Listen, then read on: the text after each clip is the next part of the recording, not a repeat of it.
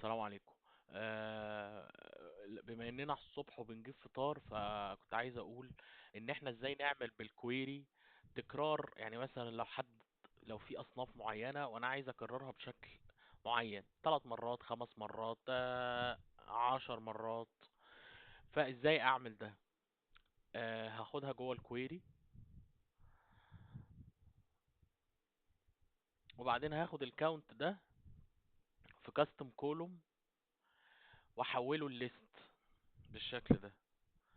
هاخد النيم وعشان يبقى ليست بالشكل ده.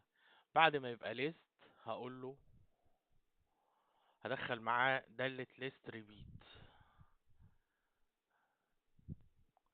طيب ليست ريبيت فيها طلبين. اول طلب الليست نفسه اللي انت عايز تكرره، وتاني حاجة الكاونت انت عايز تعملها كام مرة. فانا اوريدي حاطط الكاونت عدد المرات هنا، هختاره واقفل كده، اقول له اوكي.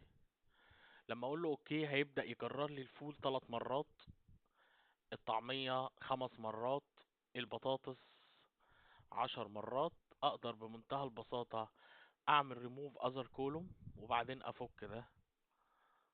فالتكرار كده، وهاخد ده كلوز لود 2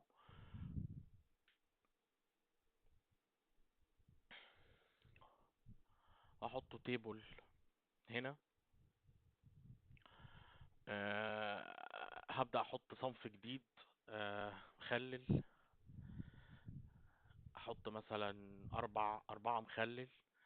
ريفرش. مخلل اتكرر 4 مرات. طيب لو عايز اخلي البطاطس دي 2 بس، ريفرش.